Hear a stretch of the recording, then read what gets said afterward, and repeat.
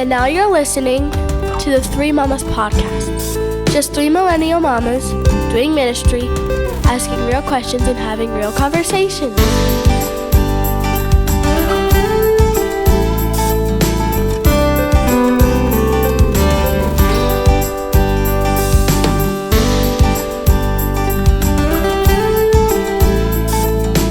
So it's episode 5 We are Three Mamas here. podcast, and We have today, a whole month. Oh my gosh. oh my goodness, time's We're going here. fast. We're, A yeah. whole month of podcast. That's amazing. That's so good, you guys.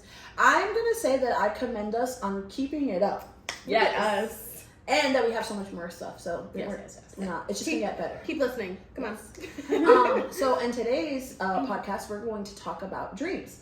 And so this is like a 2-part one. We're going to talk about dreams that we've maybe let go or lost or failed in our first. But then in our second one, we're going to talk about some dreams that have come to pass that we're working on. And so the point of this episode is really to talk about some like real things, you know, like there is dreams as millennials, as young people that maybe we thought we were going to do but didn't do or haven't come to pass, and some of maybe our letdowns from them, right. or things we've learned from it. So I'm going to start with Kayla first this time. What are some of your lost dreams?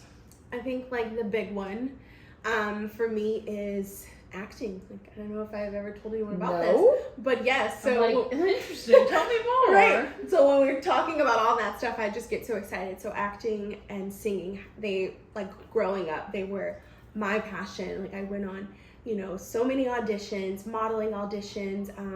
I was represented once by even an agency. I had a contract with a producer when I was younger, and I went to Savannah College of Art and Design, and I actually got a scholarship to go there. I got my scholarship by sitting in a video of me singing. So I was there for the performing arts, and I really thought that this was going to be my life. Like I would go to my auditions, I would go to my acting classes, and I literally thought that I was going to live in New York, and I was going to be either on Broadway or have a recurring role on a show, and that was just going to be my life. And that just didn't happen that way. So that is something that, you know, now as an adult, and I look at like, even for a while, like there's certain movies or certain shows that I can't watch because it brings me back to that dream, and I always think like, man, what could have been if maybe I had pursued it a little bit more. I ended up having to leave Savannah College of Art and Design for just different reasons, and so leaving, I think once I returned home and I had to get a job and transfer to another school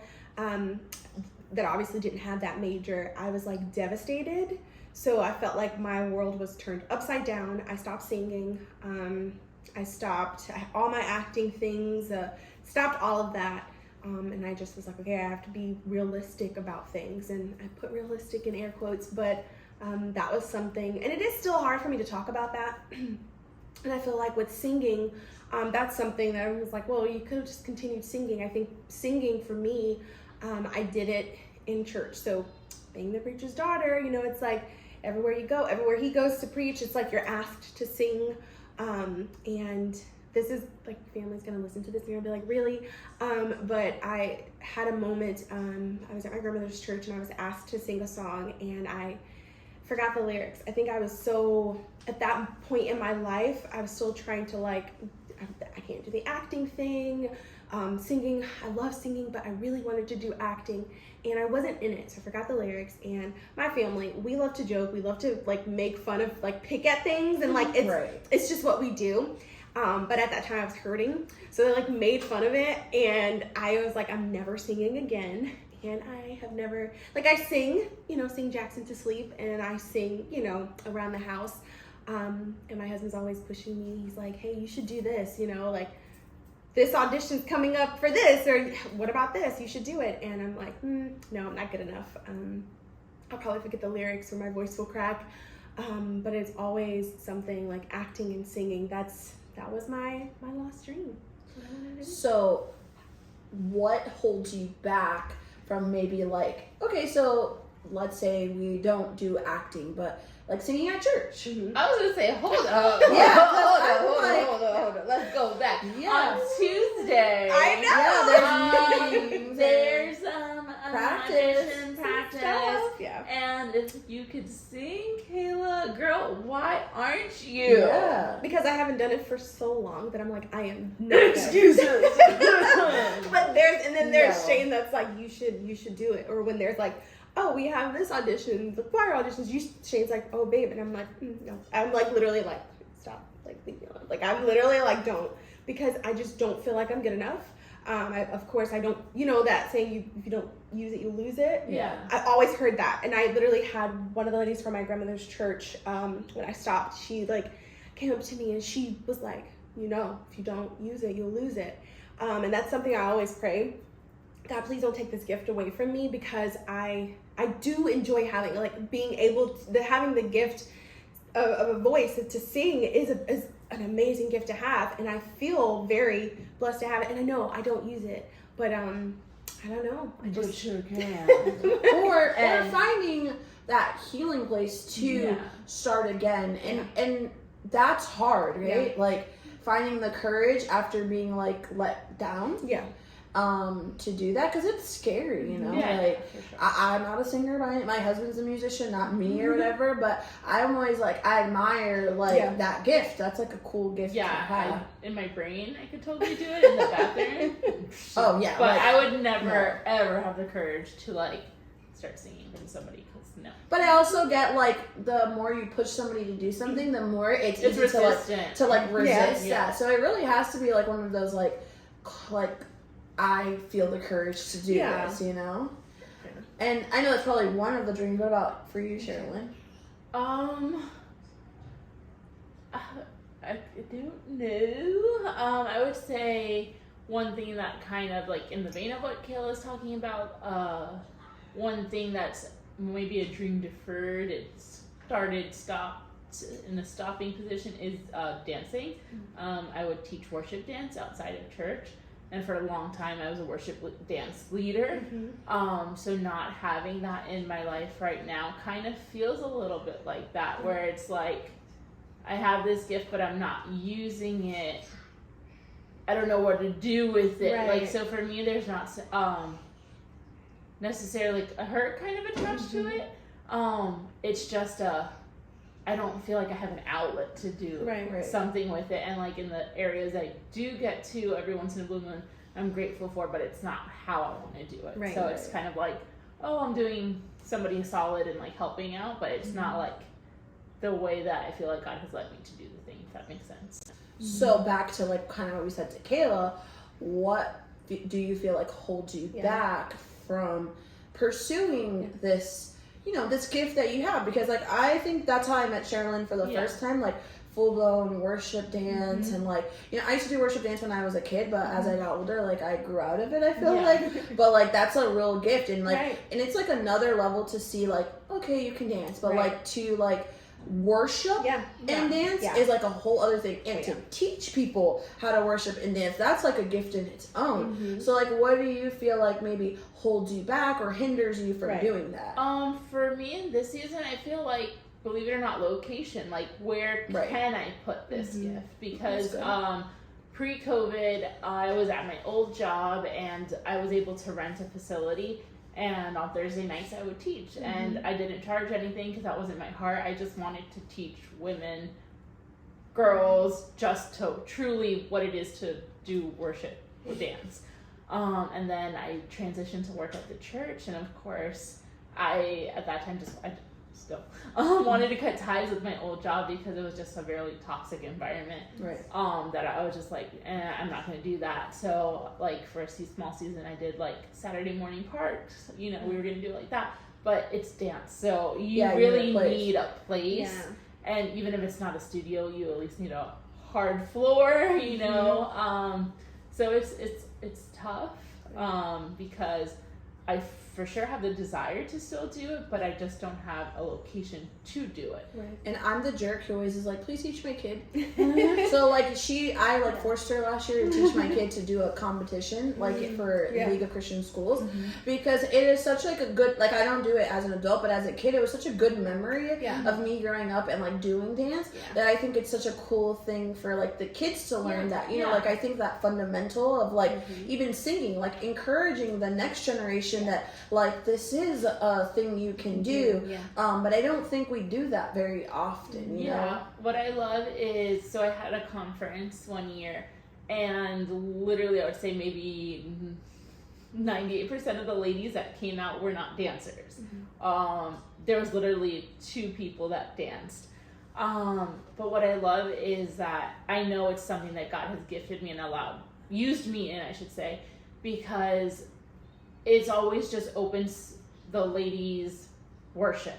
It's taken them from a level of just where they are in their worship to an expanded level of their worship, and to me that was always the greatest reward.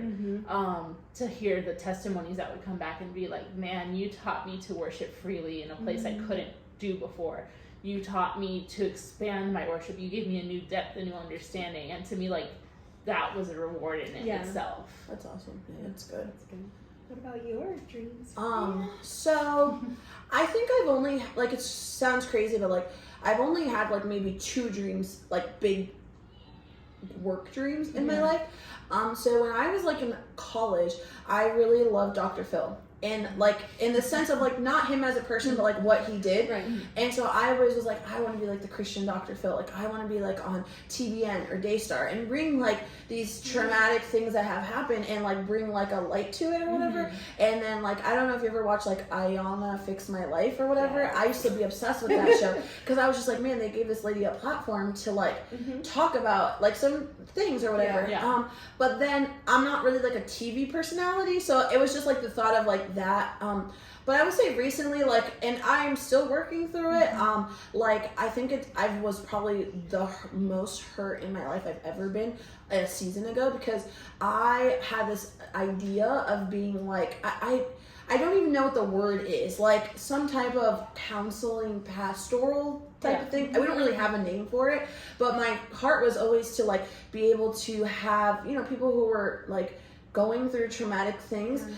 You know, there's something about pastoral care which is beautiful, and then there's also like a little bit more than that. Like, you know, there's some things, and so I've always like loved the idea of coming alongside, you know, a pastoral care pastor and providing like an in-depth more counseling or a sounding board or just like a realistic conversation with people with that. And so like it didn't come to pass.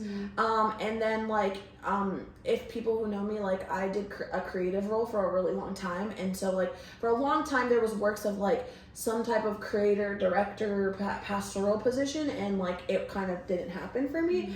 And so that was really hard because even though I can still use the muscle of giving therapy in my day job, like I don't get to use like my creative outlet anymore. And so I kind of felt like not worthy. I know it sounds bad, like sounds like it makes me very emotional because it's very new. It's still like a wound that's like closing and stuff, but I didn't feel like worthy because essentially like I was doing a non-spiritual job. And I'm saying that because that's exactly what I was told, that I, like, the current job I was doing was, like, not a spiritual job. And I never felt like that. I always felt like I put my whole heart into everything I did. Whether it was creating a backdrop or whatever, like, it maybe wasn't, like, a direct pastoral role. It was still something that I felt like I prayed to God and asked for guidance. So when I heard those words like spoken into my life, I felt like very devastated. And like that's my personal journey, but it felt like if there's like church hurt or something like that, like that's exactly where I came from. And so that hurt. And so like now I'm very hesitant of like what I say or do or don't do, and even like my relationship with full-time ministry has changed. And so like a dream of mine was to be a full-time ministry for a long time, like for a life, right? But now like I don't feel like that anymore. So it's tough, you know. And so it's like a thing that I'm working through now, like where I don't no longer have like this outlet to do those things. How are you, so like this is a side question. When you were saying like how you feel that hurt, but it's a wound that's, is it healing or is it how are you working? So I will say that it's a hard heal because it's very recent. So it's like thinking like someone telling you like something that you thought for your life is no longer anymore like 60 days ago. Or 90 days ago, right? So it's still coming to like that passage like of like, okay, like now I have to like redirect my whole life. And so I do think it's healing because I'm making the choice to heal. Because if I don't make the choice to heal, like I think it would affect my faith. Yeah. Yeah. And so like I don't think it like I'm essentially doing the stitches myself. This is not scabbing over. Like I am like doing the stitches and sometimes they pop open and I have to re-stitch myself up. And I think that that's okay. I think it's okay. Like, I think for a long time we have this facade of not saying that we're hurt or not saying that we're healing in to not disrespect people or whatever, but like this is my truth, right? And so like that's where I think this time around of things, like I'm saying this is where I'm at. And either you love me where I'm at, you meet me where I'm at, or you don't. Right. Yeah. So I recently, I would say in the last 2-3 months, had listened to a podcast in the theming of church hurt. And the one part that I loved so much had nothing really necessarily to do with church hurt, but it brought up this idea or this concept that I was just like, man, we just need to hear that verbiage more. And what it was, they were saying, was that sometimes church hurt itself can even be the fact of mourning a dream that didn't come true. And that resonated with me so much because for a season of my life, I so thought that I was going to move into this next position. And like, I was just like, no, that's kind of what we're being groomed for. Like, this is what we're going to do. Like, just all the signs, the natural signs pointed to like, this is the thing you're going to do. And I realized one day when it was just like, nope, you're not going to do that. You're going to do something else. Right. I had like a breakdown moment because it was like, they ripped the Band-Aid so fast that the wound, like there wasn't a wound, but it created a wound in how how fast it was ripped off. And it was a season where I realized like, I need to mourn that because one, there is my own fault in the sense of I put my identity so much into a thing versus the God side of it. In serving in ministry, that I just put my identity in that box of this is the place I serve, so this is like where God has called me and blah blah blah blah, like X, Y, and Z. Instead of just saying, you know, God, my identity is in you. Like I am so consumed with the notion of what it could have been that I really had to take a season to mourn the loss of that dream because it hurt. It felt like I wasn't good enough. It felt like I was overseen. It felt like I was robbed of something. And it sucks because at the end of the day, it's this intangible, imaginary, quote unquote thing that never belonged to me. But in my heart, I just felt like this is where God was leading us to then it to be said no was very hard and like, oh my gosh, like, what do I do now? Like the rug's pulled from under you, but you have to keep going and keep smiling and just like, oh, okay, thanks. Like, awesome. Like, yes, awesome. I trust my leaders. I love my leaders, but I'm human and it hurts. And now I truly need to mourn this thing because it's what I thought it was going to happen. And I think for me, the difference was like, if anybody who knows me, I've never really I've never really had an identity. So like, when I started working for church, I was like the jack of all trades for a season. So I've never like solely done just one ministry for realistically, because I've never really wanted to. Like my vision for thing was like to come alongside every ministry. Like if women's ministry needs something, like I'd help you. If youth needs something, like I'll help you. If kids ministry, I never wanted to be like the owner or entity of one thing. I wanted to be like that companion to help like somebody fulfill their dream. Like I've never felt the need to have like, oh, you're the next kids pastor or you're the next youth pastor. I've never felt that. I only felt like a little bit like whatever position you want me to play on the team, like I'll play it. And if I don't know how to play it, like I'll figure it out. I'll read some books. I think what was heartbreaking for me was the fact that like I educated myself in this thing and I never got to exercise that. Yeah. And that was really hard. And to sit back and see people like go through pastoral care and like come out kind of the same. Yeah. When I knew I had something I could offer them was very hard. Yeah. Like to sit back and watch like things like you like my thing is in adolescence and see kids struggling with things that have like tangible, like yes we can pray it away, yes we can do all of those things, but they have tangible application and kind of just sit back and trust the authorities at B to handle it, but then kind of see no change from it. That is where my frustration came from it, because it was like I have this gift and you know I have it, or I think you know I have it, and you're not using it. So I'm okay with doing all of these other things and treat me, do whatever, but like this one part of me, this one part of my identity that I worked so hard for. And like I joke, like on our Instagram, we all had to do like a quote, and the you can call me ugly, but never insult my brain, because like that is the most like I've worked so hard to like put knowledge in my brain, so I felt like I was dumb. Yeah. And I've never felt like that in my life before. Like I felt like I was dumb because things that were logical like weren't happening. And so, and then I never really knew like why. You know what I mean? Like, you know, and so that was mourning this thing of like whatever, I don't care for the position, I don't care for the title, but to have a resource and not be able to use it in the kingdom, that is hard. And to sit back and still have that resource and not be able to use it in the kingdom is even harder. Yeah, for sure. And so for me, that was where I felt like it's like mourning this thing that I don't even know, like I don't have words to put to this thing, because I never desired a pastoral role.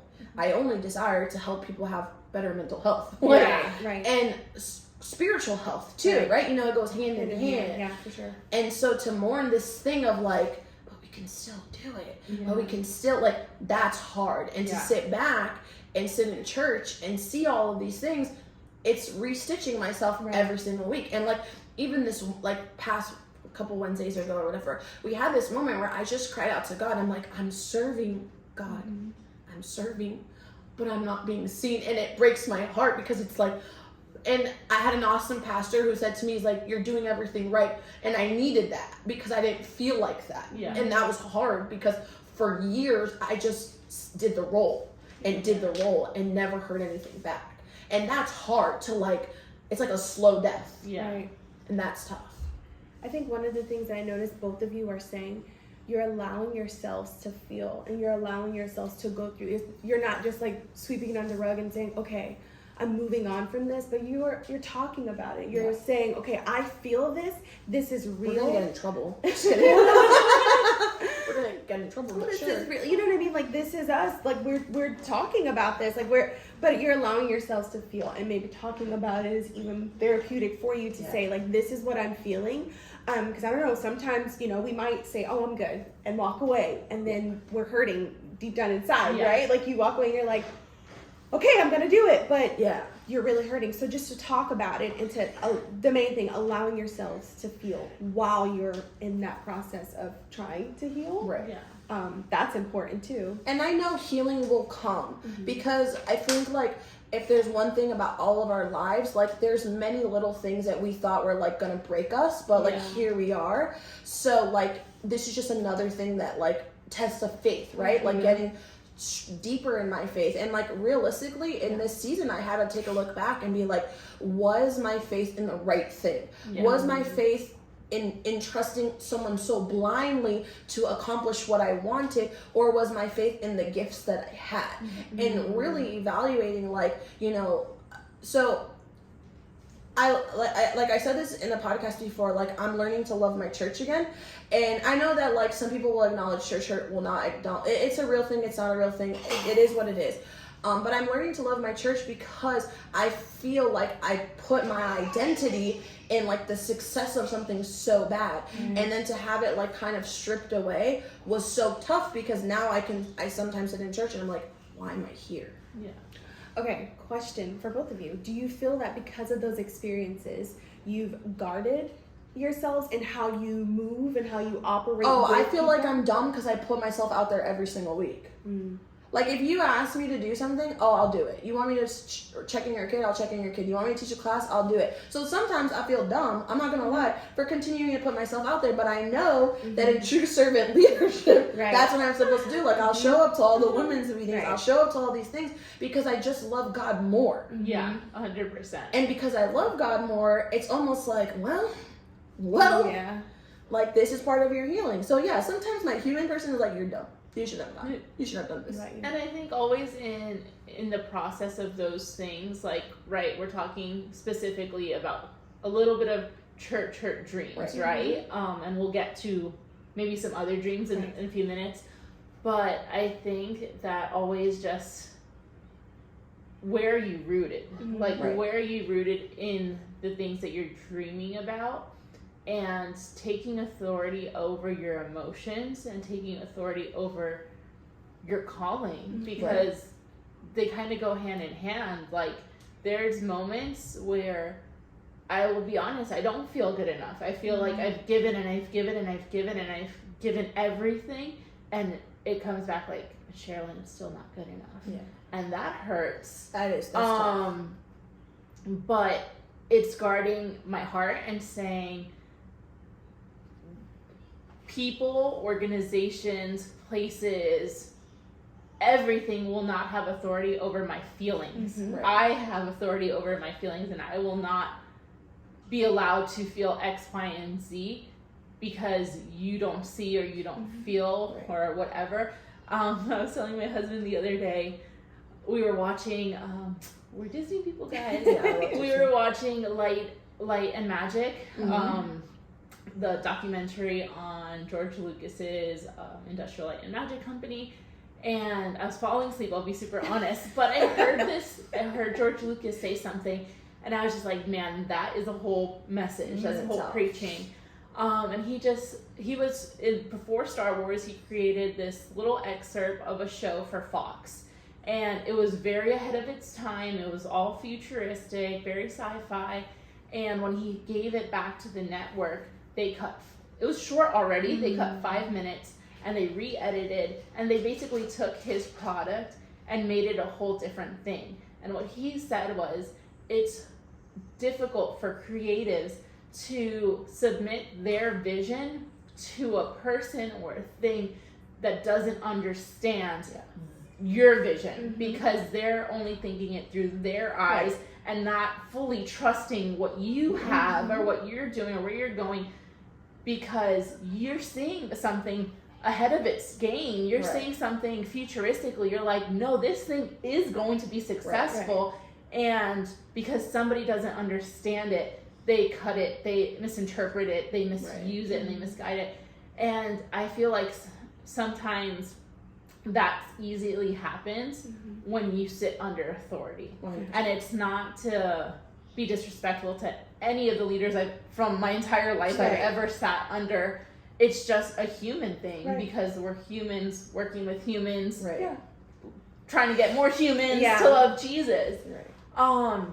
But guarding your heart is the number one thing, guarding your calling, because you have to be secure in who you are and saying at the end of the day, whether you see it or not, God has called and qualified me to do this thing. And maybe it happens under so-and-so's leadership or so-and-so's leadership, or maybe it doesn't, but I know that God is going to get this thing inside of me out one way or another. And just trusting it. And going back a little bit to one thing that Fran said is, it hurts when you hear so many other people say the same thing. I've been in positions where I've heard 5, 6, 7 people come to me in different times and use down to the same verbiage. And you're just like, man, God, why do so many people feel this way? Why are so many people mourning a dream? Why are so many people feeling in lack of a dream? And it helps to talk those things out, and it helps to identify it and to say it, because where we've walked, now we can help somebody else come out of that. And I think, like, so I think it's easy to place the blame of your morning dream on a person. Right. Yeah. But it's like it takes two to tango, right? Yeah. And so like maybe it didn't work out here, but also I didn't hold my value. And I think like that's like morning a dream is sad, but it also makes me angry. Yes. Because it's almost like I second guessed my gift for so long. Like even with the singing thing, maybe you second guessed this gift so long because you didn't get to this certain place. But does that mean that you're less gifted? No, it doesn't mean you're less gifted. We just allowed outside noise to affect our current gift. And I think that's what happened to me. I lost sight of my gifting because I did submit to authority, and there's nothing wrong. I believe God honors that. And I believe that I'm continuing to submit to authority. But I also have to believe that I'm also an authority. Like I'm the driver of my life, and I have a gifting, and I have to look back and say, like, for 5 years, I did a freaking good job. Whether I got the words that I wanted or I didn't get the words that I wanted, like, I learned things, I did things, and nobody taught me anything. So, like, those are the things that I lost sight of. I lost sight of my value because I didn't get it from a person. I didn't get this specific thing. But it doesn't make it less than. And so it's in the rebuilding phase of like, maybe my gift's not valuable here. And that's another thing that I struggle with too. Like, if I went somewhere else, would somebody value my gift? Or like, we went to a conference. We've talked about it before. I went to a conference a few weeks ago, and I went to their conference, and no knock on the conference, but I was like, man, I do a better job than this. And and it's not like to pat my back, but I'm just like, I know I could do a better job than that. And it's kind of like sports, right? Like if you're really good and you're like, I can beat his time. Like I know that, but I think like humbleness in the Christian realm of things makes you like, oh, don't brag. Oh, like I am a good singer. I am a good dancer, but the Lord doesn't want you to do that. Or I am good at these things. And so, like, I think for me, the morning of the dream is like the stages of grief, right? Like you're angry, you're in denial, you acceptance and things like that. So for a while, I moved into like denial. Like, no, this is not really happening. And then I was angry. Like angry. And then now it's one of those just like, okay, now I'm finding my footing again, and I don't know if this is where I'm supposed to be. And I think so. I think that's what God's telling to me, but I don't know. And then, like, I am scared to reopen myself back up to those things because I didn't feel worthy of it here. And I think there's a flip side where sometimes you said it's not on a leadership, it's not on a person. It's easy to do like this leader did this to me or this person did this to me. But I think sometimes, as much as it's against our own flesh, maybe to say, that sometimes a leader's no could be God's no. Like they're just an instrument that God is using, and you don't understand it in a season, and you don't understand it in a moment, and therefore it brings frustration, and therefore it could also bring church hurt with a specific person. But you have to sometimes, depending on the situation, of course, not all situations look alike, to look back and be like, okay, God, maybe that no that I so desired to be a yes was you saying no, because if I got that, I would get stuck into something else, or I would go down a different path. But moving away a little bit from just the church side of things, what are some dreams that you guys are currently holding on to and putting before the Lord that have been really hard to keep pressing in for and believing for, like in the sense of this episode's all about kind of, I don't want to say the negative side of dreams, but the costly side of dreams, the hard part of dreaming. What is something that you're currently believing for that you're like, man, the weight of this dream costs too much, or it's too heavy? Or what is something that you're like, these are the dreams, but this is how I need to keep motivating myself, and it's hard to motivate myself? I think for me, it's starting a business and going back to that, feeling worthy enough, because I think for so long, I'm that person that's just over here, quiet, doing what I'm being asked to do. Am I capable? Are people going to take me serious? Can I do this? Like that in the back of my mind, like, am I capable of like this business, like being the owner of this business? I think, we've heard this as millennials, where you're like imposter syndrome, where you're like, am I really, like, okay, I have a child, but am I capable of being a mom? Like, am I really doing this? We have a whole house, like, oh my goodness. So I think imposter syndrome creeps in, and then I start to, think, again, am I good enough? Because for a while, like, I did not feel good enough, or I felt not seen. I felt like, I'm just that person that everyone's like, oh, she's sweet, she's nice. But it's for me, like, that in the back of my mind when I know, like, I've got all these things, these ideas, and I know it's God giving me these ideas. But am I good enough, or am I strong enough to pursue this, and I think it goes back to, the singing and the acting, and, again, what I didn't get a chance to do that, or, that is a dream lost. So this, like, is this just going to be a thought that just doesn't come to fruition? Like, so for me, that's mine. I would say for me, I feel like I'm starting back at past go, like collect $200, right? So I'm going to be 32 years old, and I think I thought I was going to be in a different place in my life. And not that I don't feel like what I've achieved is not great, but I thought I would have been further along in the race. And so I feel like against, like, when you transition out of something, like, you question your identity, right? And so, like, I had to take a real moment and say, okay, so, like, everyone's telling me I'm good at these things, but, like, I can't really exercise that here anymore. So, like, how do I exercise that somewhere else? Like, how do I do this? So for me, I went back to college. And that was a big step for me because I was traumatized by college. I had a lot of student debt. And so, like, the thought of going back to college, and so I said, like, well, if I can't make a difference in the church world, then I'm going to make a difference in the real world. And that's how I felt. And so I, like, went full force to do, like, so I'm going to school to be an interior designer and project manager, because it's kind of what I did at my old job without being, like, having it. But I realized, like, when I was writing my resume, like, I didn't know what I didn't know what I did. And I never want to be in that position ever again. Yeah. Right.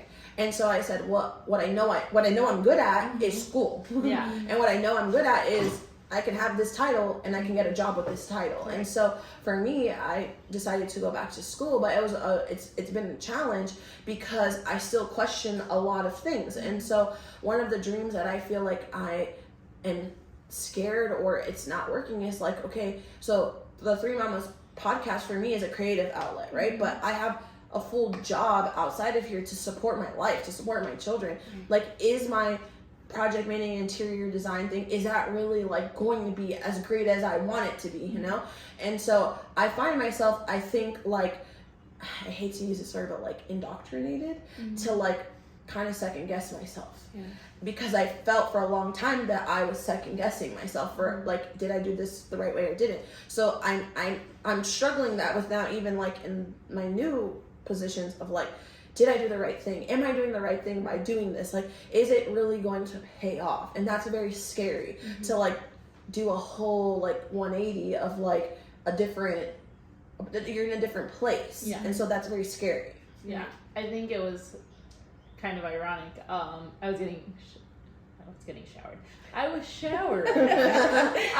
Getting ready for tonight that we were gonna have recording night, and I was just thinking, like, we've been talking about, okay, we need to put ourselves out there some more, blah, blah, blah. We've taken the first step of putting our voices out there via podcast, and I was just like, I had this moment of, like, man, God, I need to start putting my voice out there more on my own. It's easy to do this with you guys because, hey, I can hide behind Kayla and Francis. You know, like, I could say my 5-minute spiel and then move on. But one of my personal dreams is kind of like I feel like I have a laundry list of dreams for my family with God always. But one of my personal dreams is, like, I truly do have a desire to speak and to preach and to be a voice for God.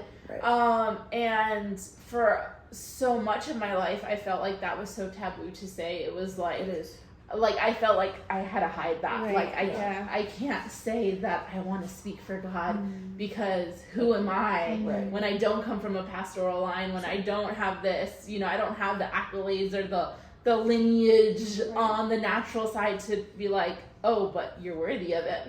So in getting ready today, I just had that thought, and I was just like, man, God, like, I do have a voice. Like, I do have, like, I don't know, but so I'm gonna say something, and I hope it reaches like the right ears.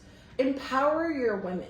Yeah. And I think like that is second guessing of like a millennial generation of not feeling empowered. Yeah. And I think like you have a gift, and like we've talked about this behind scenes of like I hope you invite us to preach at your church or speak at your church or call me for counseling. Like, like, you know what I mean? Like, it's sad to say, it's scary to say that because you're asking for something that is not like, it's taboo. Yeah. But I think it comes from a place of not feeling this empowerment or this like, but it's okay. Right. Yeah. It's okay to say, we're doing this, we're individually doing things to put our voice out there. Yeah. Because if I said in a regular setting, I would like to speak. Yeah. Right. What do you mean? Who are you? And I think that is okay. Yeah. So like I say this like so it doesn't fall on deaf ears. Like I hope the next generation feels empowered to use their voice. Yeah. And that you can fall in authority and still use your voice. Yeah. You don't have to come from a pastoral background. You don't have to have all of these things. God uses everything. And so like in this talking of our dreams, I feel like we talked about a lot of things. A lot of things. We're gonna get so much trouble, you guys. I'm sorry. But can I say moving a little bit as we start wrapping up in the next few minutes, moving towards the brighter side. For me, Three Mamas has helped me get a little bit more comfortable in my voice because we already put ourselves out there. Right. So the hardest part of putting yourself out there happened already. Yeah. So now in my 2-second shower brain thought, I was like, okay, God, like, I can do this. It's not as scary. It doesn't feel as such a daunting task of, but you're just Sherilyn. Who wants to hear you? Like, amen, maybe I am just Sherilyn and who wants to hear me? But it's not about me. No. It's not about just what I could do. It's when I put it in faith to God, what he can do with it. And he goes so much further than what my human hands can do. Right. And that's just like the dreams, I feel like fall in line with faith, right? Yeah. So like the bigger your faith, the bigger your dreams, I feel like. And so like I know we all have super big dreams. I think like the resounding board of our dreams is like we've all second guessed ourselves. And I hate that. Yeah. Like I'm gonna say that word. I never let my kids use the word hate because it's so deep. But I hate that. I hate that like so as women and as millennials, we have this like nagging voice in our head that second guesses like everything. Like, no, you're Sherilyn and you're awesome. Yeah. No, you're Kayla and you're awesome. No, friend, you're awesome. And I rebuke all of that makes you feel like we weren't capable of doing those things. And that's like turning onto our positive note because you know we talked a lot like heavy stuff here today and like this is just us being personal, but I know this is a part 2 and we're going to talk about some of the amazing things that we are dreaming and how we're working toward those dreams and how even though we've had like bad things that have happened to us, everybody has setbacks. That's like how we're trying to go forward. And so I will say that for me, I'm excited to be here. This is like healing on its own. It's like talk therapy. No, I think it's amazing. So kind of Fran said we went to a conference not so long ago, and as we transition and as we close, there's 2 statements that I absolutely will remember for the rest of my life in regards to dreams. Because we had an awesome speaker that will put her information in the comments. But she said 2 things. One was, she was quoting somebody else, but she was just saying that we have to start dreaming dreams that make God look like God. And it's like, when you think like that, when you ask for certain things, you start dreaming bigger automatically. And the second thing she said was, we have to stop coming before God with our just prayers. God, if you would just do this thing. God, if you would just hear me. If you would just open this door. And it's like, but God has so much more than the just. So as we get in preparation for our next part of this, it's all going to be the lighter side, the brighter side of dreaming and how that looks for us. What are those God-sized dreams that we have? What are we doing to fight for them? And what are we doing to remain in faith for those things? Right.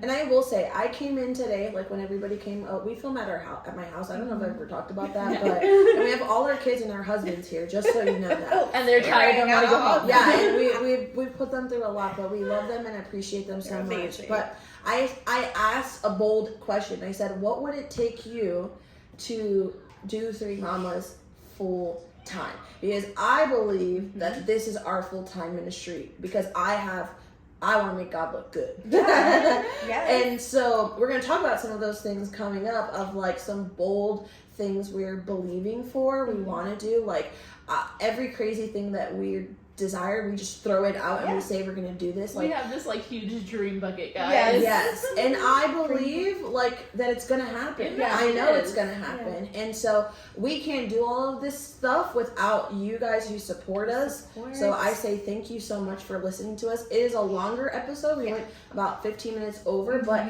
it was some stuff we had to talk about, and things like that. And so, as usual, follow us on our socials. Yeah. Like and subscribe. I need you to go out there and help the algorithm.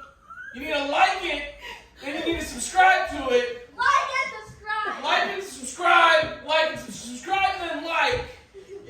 Like and then subscribe for sure. So, we never knew how to end this thing, but now we have Shane who helps end this, and our kids. And so, I say, we love you guys. Thank you so much. Well, Don't forget to like and subscribe. What's happening? It's way too late, guys. Bye.